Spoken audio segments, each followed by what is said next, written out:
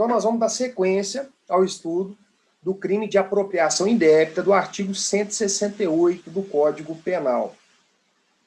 E aí, fazendo uma revisão muito rápida, a gente, na outra aula, na última aula, nós falávamos sobre o princípio da especialidade no que toca ao crime de apropriação indébita.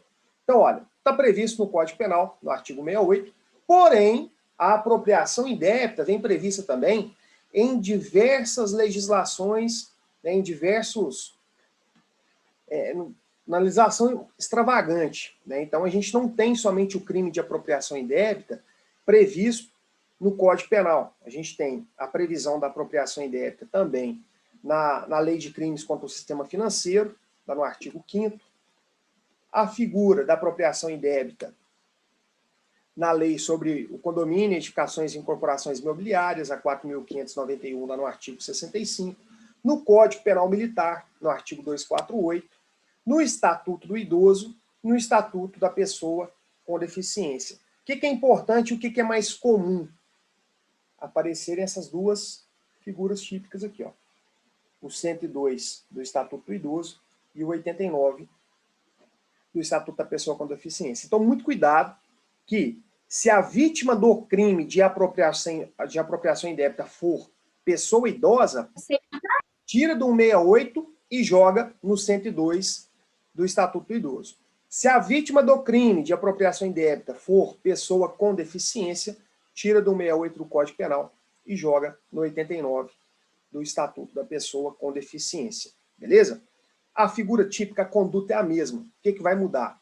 Vai mudar a vítima. A gente vai analisar aqui a vítima para poder tirar do 68, trazer para o 102 do Estatuto do Idoso ou para o 89 do Estatuto da Pessoa com Deficiência. Beleza. Olha aqui, ó. Figura típica da apropriação indébita é apropriar-se de coisa alheia móvel de que tem a posse ou a detenção. Pena reclusão de 1 a 4 anos e multa. Algo que às vezes já devem ter ouvido falar, o crime de apropriação indébita, o crime de furto simples, são crimes de médio potencial ofensivo. A gente sabe que os crimes de menor potencial ofensivo são aqueles delitos, aquelas infrações penais, todas as contravenções penais e os crimes cuja pena máxima abstrata não ultrapasse 2 anos. E os delitos de médio potencial ofensivo são aqueles crimes cabíveis, aqueles crimes possíveis de serem beneficiados, cujos autores possam ser beneficiados com a suspensão condicional do processo. Requisitos lá do artigo 89 da Lei 9.099. Pena mínima abstrata igual a 1 ano ou menor a 1 ano, desde que não tenha a pena máxima igual a 2, porque senão passa a ser de menor potencial ofensivo. Então, se a pena máxima ultrapassa 2 anos, mas a mínima não ultrapassa 1, a doutrina classifica esse delito como sendo um delito de médio potencial ofensivo.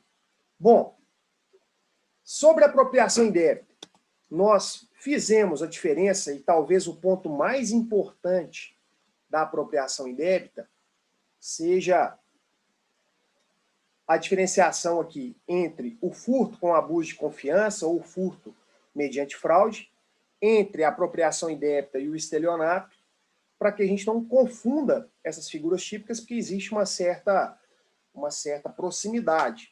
Então, nós vimos que a diferença da apropriação indébita para o furto mediante abuso de confiança, ou mesmo furto mediante fraude, é que na apropriação indébita, a posse do autor do crime é uma posse desvigiada. Ele tem a posse da coisa e o proprietário da coisa sabe e permite que ele tenha a posse da coisa. No furto, a vítima não permite a posse da coisa. A posse do indivíduo, a posse do autor do crime de furto, ela é uma posse ilegítima. Agora, na apropriação indébita, a posse da coisa da qual ele se apropria é uma posse legítima, é uma posse desvigiada.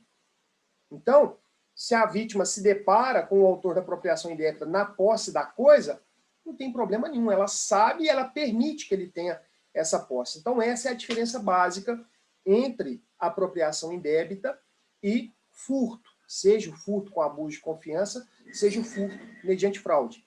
Basta a gente fazer o seguinte exercício. Ó, a vítima de um furto, se ela flagrar o agente na posse da coisa dela, ela vai dar um grito. Ela vai falar assim, opa, devolve aqui. Devolve essa coisa, que essa coisa é minha. Eu não te autorizei a sair daqui com ela.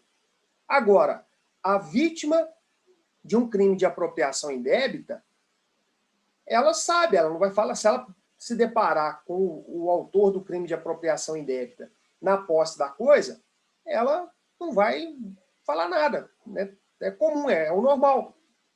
Então, é o cobrador da empresa que sai para receber um valor em dinheiro, é o carteiro que recebe as entregas para poder levar para os destinatários.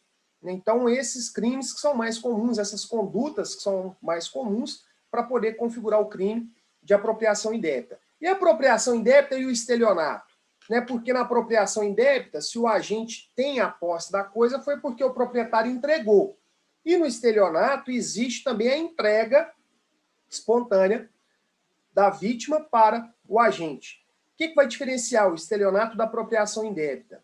Bom, na apropriação indébita não tem a elementar fraude.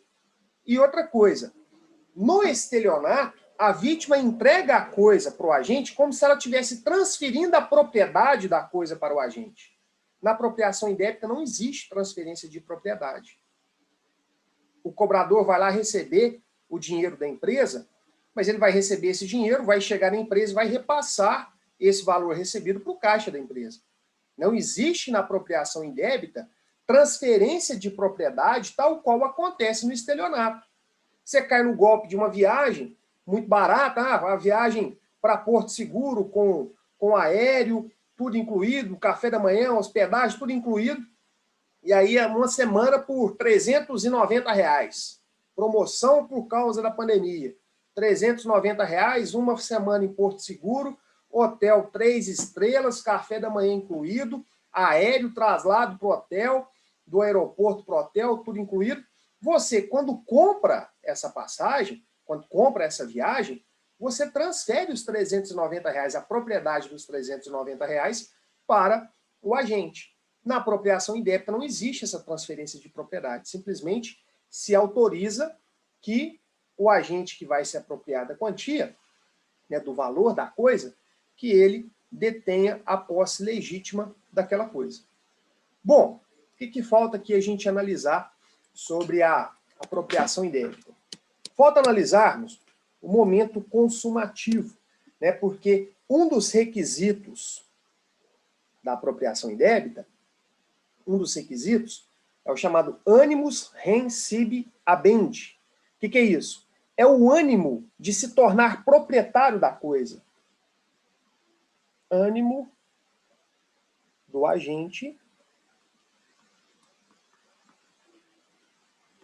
se tornar proprietário. Ânimo, né? A intenção do agente de se tornar proprietário, se tornar dono da coisa de que detinha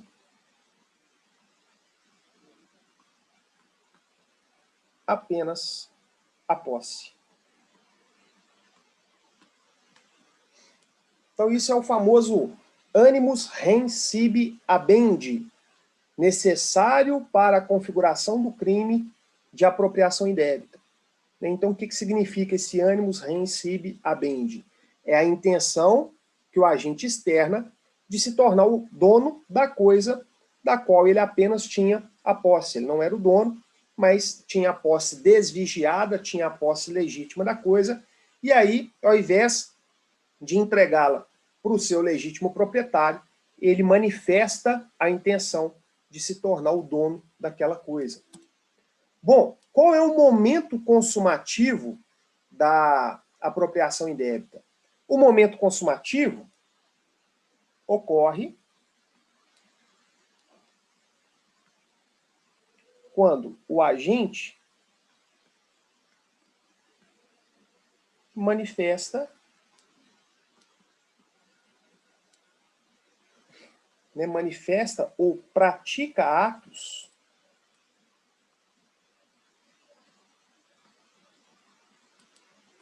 compatíveis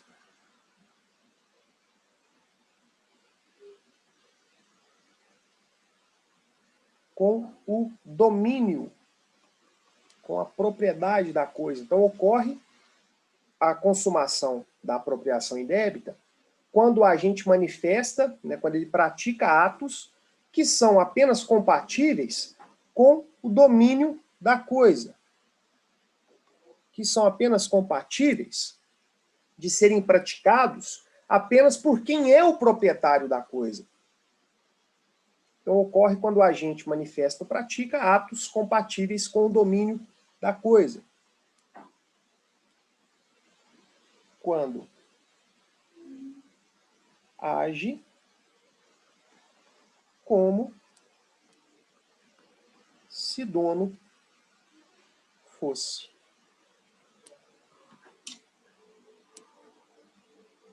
Certo? Então, muito cuidado com isso. Muito cuidado com isso. Vamos pegar um exemplo aqui para a gente entender esse momento consumativo da apropriação indébita. Imagine que o cobrador da empresa, né, ele vai receber lá R$1.000 de um cliente, aí ele sai da empresa com a notinha para poder ir lá receber desse cliente os R$1.000, e ele já sai da empresa com a intenção, com o dolo de se apropriar daquela quantia. Ele sai da empresa, olha, o cliente vai pagar R$1.000, hoje é sexta-feira, o patrão não vai na empresa, então quer saber de uma coisa? Eu vou pegar esse dinheiro para mim, eu estou devendo R$1.000 ao agiota, de um dinheiro que eu peguei emprestado, eu vou sair lá do cliente, receber os R$1.000, já vou passar direto no agiota, vou deixar os R$1.000 para ele, o patrão não vai na empresa hoje, o patrão vai dar falta disso só segunda-feira, e aí eu já não ponho os pés na empresa mais. Vamos ver o que vai acontecer. Muito melhor eu ficar devendo esses R$1.000 para o meu patrão do que eu continuar devendo os R$1.000 para o agiota. Então ele já sai da empresa com o dolo manifesto de se apropriar dessa quantia. Ele vai até a casa do cliente, recebe a notinha, recebe os R$1.000, põe na carteira. Já se consumou o crime de apropriação indébita? Não.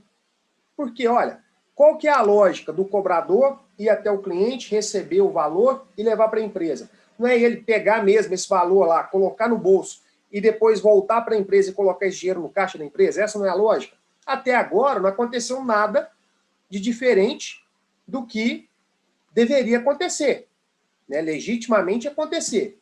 Então ele vai até a casa do cliente, recebe os R$1.000. Quando ele está a caminho da casa do agiota, para ele pagar o agiota os R$1.000 que ele deve, com esse dinheiro que ele recebeu da empresa, o patrão dele liga. Fala assim, olha, aconteceu um imprevisto aqui na empresa, eu estou aqui, nós vamos fazer uma reunião aqui entre os funcionários, eu estou aqui na empresa, e aí não demora a chegar, não. Não demora a chegar, não, que eu preciso de você. Então ele fala assim, puxa vida, eu estava esperando que o patrão fosse na empresa só na segunda-feira, o patrão está lá na empresa me esperando para poder fazer uma reunião. O que ele faz? Ele abandona a intenção criminosa dele, volta para a empresa, pega os R$1.000, põe no caixa da empresa. Esse sujeito responde por tentativa de apropriação indébita? Não vai responder por tentativa de apropriação indébita. Né? Dada a dificuldade de se conseguir a demonstração de provas no sentido de que ele tinha a intenção de se apropriar daquele dinheiro. Então não há que se falar em crime, em delito de apropriação indébita, porque a gente não tem nenhuma exteriorização da intenção de se tornar o dono dessa quantia. Agora, se ele se apropria, né, se ele recebe a quantia do cliente da empresa, vai até a casa do agiota, o patrão dele já estivesse desconfiado, e aí ele chega na casa do agiota, pega o dinheiro e passa para o agiota, e no momento que o agiota está conferindo os R$1.000, ele é flagrado pela polícia ou pelo patrão, aí houve a consumação do crime de apropriação indébita. Certo? Porque naquele momento em que ele paga a dívida dele com aqueles R$1.000, ele já está externando uma posição de proprietário daquela quantia. né? Se eu estou utilizando da quantia para pagar as minhas contas pessoais, então se deduz que eu sou o dono daquele dinheiro. Se ele age como se o dono fosse, está consumado o crime de apropriação indébita. Se a gente pensar na apropriação, por exemplo, de um veículo, né, o sujeito tem a posse de um veículo, vamos pegar da mesma empresa, né, o sujeito tem lá a posse de uma moto que é de propriedade da empresa, ele utiliza a moto para trabalhar. Mas aí ele decide se apropriar dela. E aí ele coloca ela à venda na OLX. Com a publicação do anúncio da OLX desse veículo, dessa motocicleta, aliás, já está consumado o crime de apropriação indébita.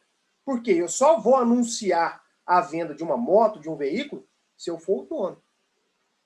Se eu tenho apenas a posse por conta do meu trabalho, por conta de qualquer situação, eu estou manifestando ali naquele momento da publicação uma atuação como se dono eu fosse. Então, o momento consumativo da apropriação indébita é o momento em que o agente pratica atos de proprietário e não apenas de possuidor da coisa. Fizemos aqui duas ressalvas em relação ao crime de apropriação indébita. Não pratica o crime de apropriação indébita o sócio e o herdeiro, né? Ou o coproprietário e o co-herdeiro, por exemplo. Então, se existe ali a apropriação de parte de algo, né, apropriação de um veículo que ele também é proprietário do veículo, na condição de herdeiro ou na condição de sócio, a jurisprudência entende que não configura o crime de apropriação indébita pelo fato de não se tratar de coisa alheia.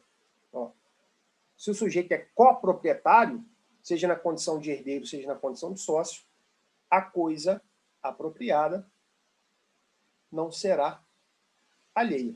Se eu não tenho coisa alheia, eu não tenho crime de apropriação. Certo? Então, o parágrafo primeiro vai falar de aumento de causas, de aumento de pena, né, se o crime de apropriação indébita é praticado em depósito necessário, na qualidade de tutor, curador, síndico, liquidatário, inventariante, testamenteiro ou depositário judicial, em razão de ofício, emprego ou profissão. Já vimos o momento consumativo, as diferenças e o princípio da especialidade. Beleza. Sobre a apropriação simples do 168, os assuntos mais importantes são esses. Existe o 168A, que é uma apropriação indébita mais específica do que, né, do que está no caput. Essa conduta poderia recair no 168, mas decidiram por criar essa figura típica da apropriação indébita previdenciária, e a grande diferença é o aumento na pena. Enquanto a apropriação simples tem pena de 1 a 4, a apropriação indébita previdenciária tem pena de 2 a 5. Deixar de repassar à Previdência Social as contribuições recolhidas dos contribuintes no prazo e forma legal ou convencional. Então, ó, é o caso do empregador que desconta o INSS do funcionário e não recolhe. Então, o empregador que pratica essa conduta, ele desconta lá do salário do empregado o INSS e não repassa, não recolhe o INSS do funcionário.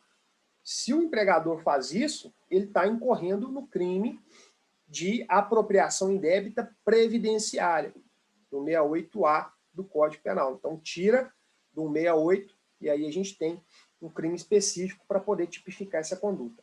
Parágrafo 1º. Nas mesmas penas incorre quem deixar de, inciso 1, recolher no prazo legal contribuição ou outra importância destinada à Previdência Social, que tenha sido descontada de pagamento efetuado a segurados, a terceiros ou arrecadada do público. Inciso 2. Recolher contribuições devidas à Previdência Social que tenham integrado despesas contábeis ou custos relativos à venda de produtos ou à prestação de serviços. Inciso 3. Pagar benefício devido a segurado quando as respectivas cotas ou valores já tiverem sido reembolsados à empresa pela Previdência Social. Aí, ó, o parágrafo 2º traz uma causa interessante de extinção da punibilidade. Ó, o sujeito não será punido, embora tenha praticado essa conduta, se espontaneamente declara, confessa e efetua o pagamento das contribuições, importâncias ou valores e presta as informações devidas à Previdência Social na forma definida em lei ou regulamento, antes do início da ação fiscal. Cuidado, porque na sua prova vai cair. Ó, é extinta a punibilidade do agente que recolhe, que faz o pagamento das importâncias que foram apropriadas indevidamente da Previdência Social antes do início da ação penal. Você vai falar assim, não, eu lembro que tinha um negócio desse mesmo lá no 68, parágrafo 2º, falava um negócio desse lá de extinção da punibilidade, se fosse feito o pagamento antes de alguma coisa. Antes da ação penal, antes do recebimento da denúncia? Não. É antes da ação fiscal. O que é a ação fiscal? É a ação que o Estado vai mover contra o devedor da contribuição previdenciária, né, para que seja paga essa quantia. Então não tem nada a ver aqui com a punição pela prática do crime. Aqui, ó, é a ação fiscal para poder cobrar o valor que não foi pago, que não foi repassado à Previdência Social. Parágrafo 3º. É facultado ao juiz deixar de aplicar a pena ou aplicar somente a pena de multa se o agente for primário e de bons antecedentes. Desde que, olha só, se o sujeito for primário, sem antecedentes, o juiz pode conceder o perdão judicial, deixar de aplicar a pena, ou aplicar apenas a pena de multa, se o sujeito, né, se o agente tiver promovido após o início da ação fiscal, cuidado, para não confundir com a ação penal, e antes de oferecida a denúncia. A denúncia é a petição inicial do processo criminal.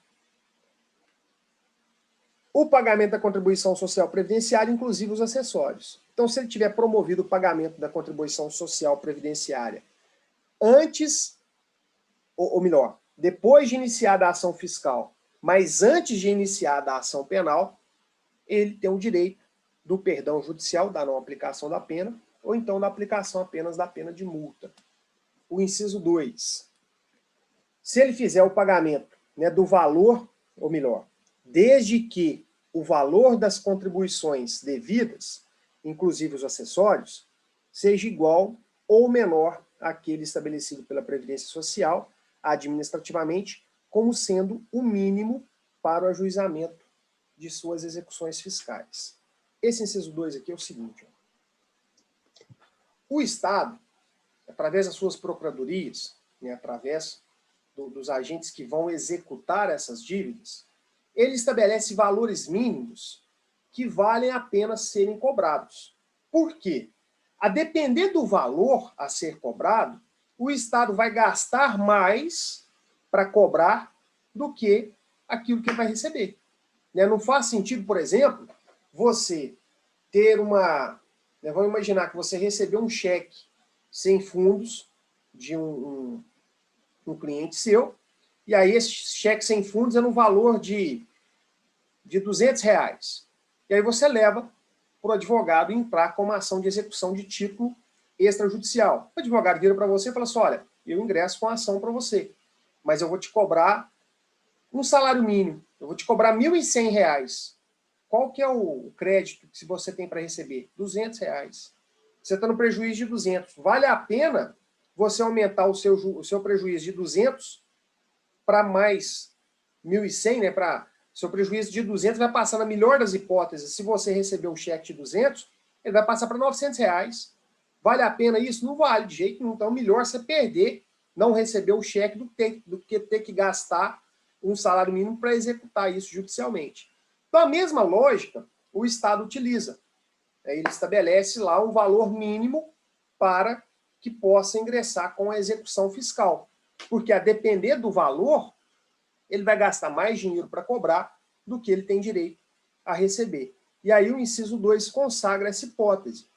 Ó, se o sujeito for primário, sem antecedentes criminais, desde que o valor das contribuições devidas seja igual ou menor que aquele estabelecido pela Previdência Social, atualmente eu não tenho esse valor, eu não sei falar qual que é esse valor, eu sei só que, se forem tributos federais, o INSS, eu não sei se aplica à Procuradoria do INSS, mas a Procuradoria da Receita Federal, a Receita Federal não cobra, né, ingressa no que é chamado princípio da insignificância, se o valor a ser recebido for menor do que R$10 mil. Então, se houver uma dívida com a Receita Federal de até R$10 mil, ela não cobra, porque ela vai gastar num eventual processo judicial gastaria mais do que tem para receber.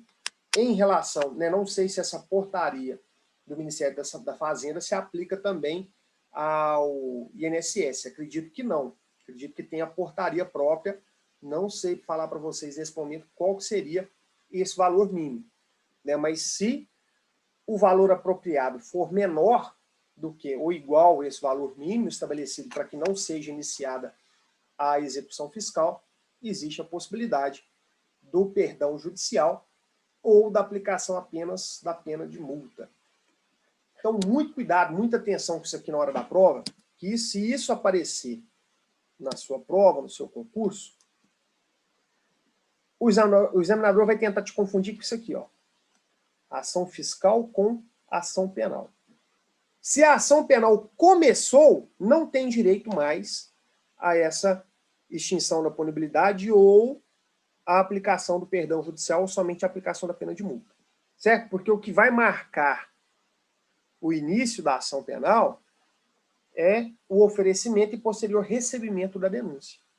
Se a denúncia já foi recebida, né, se a denúncia já foi oferecida, não tem possibilidade sequer do perdão judicial. Parágrafo 4º. A faculdade prevista no parágrafo 3º deste artigo não se aplica aos casos de parcelamento de contribuições, cujo valor, inclusive dos acessórios, seja superior àquele estabelecido administrativamente como sendo o mínimo para o ajuizamento de suas execuções fiscais. O que quer falar o parágrafo 3º? Ó, se houve aqui o parcelamento dessas contribuições, e esse parcelamento só é possível de ser viabilizado dentro da execução fiscal, se iniciar a execução fiscal, então o sujeito não terá direito à prerrogativa do parágrafo 3º. 169, né, para a gente finalizar aqui. Ô Paulo. Oi. Só uma dúvida aqui, que é frequente aqui, principalmente em Nova Serrana, por exemplo, ser pessoa jurídica. No criminal, existe algum fenômeno que tem no civil de desconsideração da personalidade jurídica? Existe alguma coisa assim? Bom, interessante a pergunta aqui, Zé Eustáquio, pelo seguinte. A pessoa jurídica, ela só pode ser responsabilizada criminalmente por crime ambiental, né? Então, a única possibilidade que a gente tem de responsabilização criminal da pessoa jurídica é no âmbito ambiental. Agora, o funcionário, né, o empregado, ele trabalha para o CNPJ, ele trabalha para a empresa. E foi a empresa que descontou do salário dele e não recolheu a contribuição previdenciária do INSS. Porém, a empresa só fez isso por meio de alguém, né, seja pelo gerente administrador, seja pelo sócio.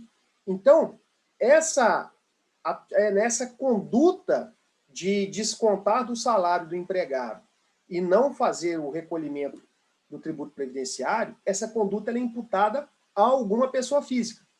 Então, essa pessoa física é que será responsabilizada na seara criminal. A ação fiscal, ela vai ser intentada, nesse caso, contra a empresa. Mas a ação criminal vai correr contra a pessoa física. Aí basta identificar, né, não basta simplesmente pegar, olha, houve aqui o desconto da contribuição previdenciária dos funcionários, mas não houve, em contrapartida, o pagamento ao INSS. Então não basta simplesmente pegar e denunciar o sócio ou os sócios da empresa. tem que primeiro, dentro da investigação criminal, seja dentro do inquérito policial ou mesmo de um procedimento investigatório criminal, movido pelo Ministério Público, tem que haver a necessidade de identificar, olha, quem foi o responsável, né, quem deu a ordem ou quem tomou essa atitude que descontou dos empregados e não fez o recolhimento ao INSS. Então, identificada a pessoa responsável ou as pessoas responsáveis por essa conduta, elas respondem na seara criminal, beleza? E a ação fiscal, com certeza, vai ser movida contra a pessoa jurídica. Caso a pessoa jurídica não tenha patrimônio para saldar esse débito previdenciário, aí sim, na esfera civil, né, na esfera da ação fiscal, melhor, na esfera administrativa, poderá ser feita a desconsideração da personalidade da pessoa jurídica para tentar atingir o patrimônio dos sócios. Mas, na responsabilização criminal, essa responsabilidade ela é sempre subjetiva. Ela não pode ser objetiva como lá no civil. Então, a gente tem que buscar qual foi a pessoa dentro da empresa responsável por essa conduta. Então, o responsável vai responder criminalmente. Tranquilo? Beleza aqui, ó. Então, a próxima figura típica de apropriação, nós já comentamos nas aulas passadas, é a apropriação de coisa havida por erro, de coisa havida por caso fortuito ou força da natureza. Apropriar-se alguém de coisa alheia, vindo ao seu poder por erro, caso fortuito ou força da natureza. Exemplo, ó, a apropriação de coisa havida por erro. Aqui em casa, por exemplo, eu moro no apartamento 01. Aí tem um apartamento 01, tem um apartamento 101. Às vezes, correspondência do 101 vem parar na minha caixinha de correio e às vezes correspondência minha do 01 vai parar na caixinha de correio do apartamento 101. Então, imagine que eu faça uma compra de um celular pela internet e aí o carteiro vem entregar, o correio vem entregar, chama no apartamento 101, né, olha lá, 01, isso aqui deve ter ficado errado, deve ser 101. Chama no 101, o vizinho desce, recebe o meu celular e aí fica com ele, não fala nada, não me entrega. Ele recebeu a coisa por erro. Ele não tem a posse desvigiada como na apropriação indébita do 168. Eu não entreguei nem permiti que ele tivesse posse da coisa. A posse da coisa chegou até ele por erro, né, por um erro do entregador. Mas se ele recebe de forma errada e pratica atos de proprietário, né, recebe por erro e começa a praticar atos de proprietário da coisa, por exemplo, ele carrega o celular que eu comprei e coloca o chip dele no celular, já se consuma esse crime do artigo 169. Então, a apropriação indébita de coisa havida por erro, o melhor exemplo é quando a entrega errada de coisa de alguém que comprou pela internet, comprou algo que foi entregue para a pessoa errada, e essa pessoa que recebeu não faz a devolução ao proprietário correto. Outra coisa, apropriação de coisa por caso fortuito ou força maior. Vamos pensar no enchente, e aí a enchente coloca na porta da sua casa algum objeto de valor que você sabe que ainda pode ser utilizado, né? Ele está apto para o uso, você sabe que não é seu, né? Só chegou ali na porta da sua casa por conta da enchente, por conta da chuva, e aí você se apropria dessa coisa. Seria um exemplo de apropriação de coisa havida por força da natureza. Pena, detenção. A pena é bem menor do que a apropriação do 68. Detenção de 1 mês a 1 ano ou multa. Parágrafo único. Na mesma pena incorre quem? Apropriação de tesouro, apropriar-se de tesouro. Quem acha tesouro em prédio alheio e se apropria, no todo ou em parte, da cota que tem direito o proprietário do prédio. Né, apropriação, por exemplo, de pedras preciosas, né, acha pedra preciosa em propriedade alheia, né, fazendo essa apropriação, vai responder por esse crime aqui. Apropriação de coisa achada, que nós comentamos em relação ao crime de furto. Né? Quem acha coisa alheia perdida e dela se apropria, total ou parcialmente, deixando de restituí-la ao dono ou legítimo possuidor, ou de entregá-la à autoridade competente dentro do prazo de 15 dias. Então, aquela história, né? Nós temos que mudar aqui o ditado, né? Ou então reforçar o ditado. Achado não é roubado. Até aí está tudo bem. Né? Achado não é roubado. Se você acha algo, você não pratica o crime de roubo. Mas achado é apropriado. Apropriação de coisa alheia achada. Né? 169, parágrafo único, inciso 2. E o 170 diz que nos crimes previstos neste capítulo, ou seja, nos crimes do 168, 168A,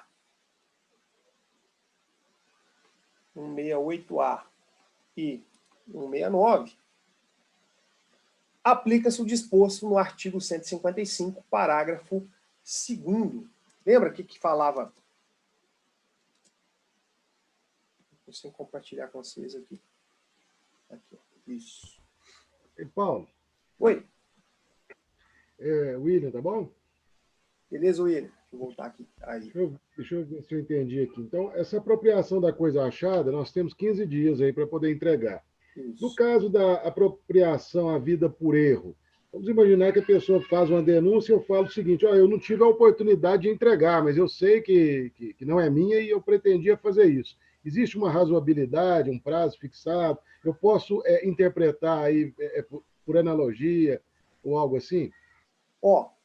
A vantagem da apropriação da coisa à vida por erro é que ela não tem um prazo estipulado. Se ela não tem um prazo estipulado, a gente não pode utilizar da analogia do parágrafo único do inciso 2, porque senão seria uma analogia em malamparte. Se o caput não estabeleceu um prazo para poder devolver a coisa à vida por erro, a gente não pode pegar esse prazo lá, que é um prazo relativamente pequeno, de 15 dias, a depender da circunstância, é um prazo que a gente não pode buscar emprestado. Então, o que vai definir a consumação ou a tentativa de apropriação de coisa à vida por erro? A prática de atos que demonstrem ser o agente, o proprietário da coisa. Então, por exemplo, se o meu vizinho recebe lá a caixinha com o celular, ele vê lá que é do apartamento 01, mas ele pega essa caixinha do jeito que ele recebeu e guarda. E esquece. Ele não tinha intenção de ser apropriado do meu celular. Mas ele esqueceu lá guardado por um mês. Ele viajou, ele precisou viajar a trabalho, ficou fora de casa um mês. E aí eu entro em contato com a empresa da qual eu comprei, eles falam que já foi feita a entrega, até que eu consigo lá a confirmação, eles me mandam o documento lá que confere, que demonstra que foi o meu vizinho do apartamento 101 que recebeu o celular que eu havia comprado. Eu ingresso, eu apresento uma notícia-crime na delegacia para poder ser instaurado um inquérito policial. Quando ele é intimado, ele comparece na delegacia com o embrulho intacto. Ele nem chegou a abrir para ver o que tinha lá dentro. Tá lacrado ainda. Ele chega e entrega, fala assim, olha, eu recebi mesmo, ou mesmo me comunica, fala assim, olha aqui, Paulo, eu recebi por engano, mas eu guardei, esqueci de comentar com você, esqueci de te devolver, e aí eu tive que viajar a trabalho, fiquei um mês fora de casa, voltei e está aqui, do mesmo jeito que eu recebi, está aqui. Bom, nessa situação, vai demonstrar que não houve sequer uma tentativa de apropriação de coisa à vida por erro. Agora, se ele faz isso, ele tenta dar uma desperta, fala assim, não, eu sabia que era seu, eu ia te devolver, mas eu esqueci, a vida está muito corrida, acabou que eu esqueci, está aqui. Aí ele me entrega o celular, na hora de me entregar o celular, eu vejo que ele tira primeiro o chip dele, para depois fechar e me entregar. Ele abriu o embrulho, ele tirou o celular da caixa, ele colocou o celular para carregar, tudo demonstra que ele fez uso do celular, aí a gente já tem a configuração do crime, a gente tem a consumação do crime. Então, o que vai diferenciar se houve tentativa, se houve a consumação do delito, é se o indivíduo tentou, no caso da tentativa, né, ou praticou atos sobre a coisa como se ele fosse o proprietário. Né? Se ele não chegou nem a externar essa intenção de utilizar da coisa como se o proprietário fosse, não há que se falar nem em tentativa. Beleza? Então não existe um prazo pré-determinado. O que vai definir se houve a consumação ou se houve tentativa é se existiu ali, se externou atos de utilizar da coisa como se o proprietário fosse. Beleza? Então, olha só. O 170, ele fala que aos crimes do artigo 68, 68A e o 69 se aplica o disposto no 155, parágrafo 2º. O 155, parágrafo 2º, é a figura do furto privilegiado. Não é princípio da insignificância, certo? Ah, uma pergunta boa. Aplica-se, é possível a aplicação do princípio da insignificância ao crime de apropriação indébita? Sim. A todo delito patrimonial praticado sem violência ou grave ameaça à pessoa, desde que preenchidos os requisitos, né, desde que não haja um desvalor excessivo na conduta praticada, desde que não haja uma repercussão social negativa da conduta praticada, desde que o valor da coisa não atinja o patrimônio não seja capaz de atingir o patrimônio da vítima. É possível a aplicação do princípio da insignificância, lógico, no furto, na apropriação indébita, no estelionato, possível sim a aplicação da insignificância, do princípio da insignificância. Não se aplica, não se limita apenas ao crime de furto. Pode ser aplicado também à apropriação indébita, pode ser aplicado ao crime de estelionato, a todo delito patrimonial que não seja praticado com violência ou grave ameaça à pessoa. Agora, além disso, além do princípio da insignificância, o 170 fala de forma expressa que é possível a aplicação do privilégio do furto do 155, parágrafo 2º, né, desde que seja de pequeno valor a coisa, desde que o agente seja primário, sem antecedentes criminais, e ele fará jus à diminuição da pena ou aplicação da pena de multa. Deixa eu compartilhar aqui só para a gente poder fechar, porque sempre quando um tipo penal faz menção ao outro, só conferir, não, eu não projetei ele aqui. A gente lê o tipo penal, mas esquece aqui, ó. A gente esquece de ler o tipo referido. Tá aqui, ó. 155, parágrafo 2º.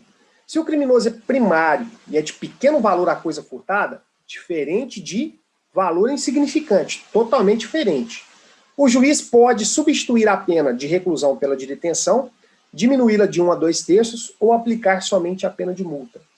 Esse dispositivo também se aplica, desde que preenchidos os requisitos, ao crime ou aos crimes de apropriação. Bom, sobre apropriação é isso. Deixa eu fazer um...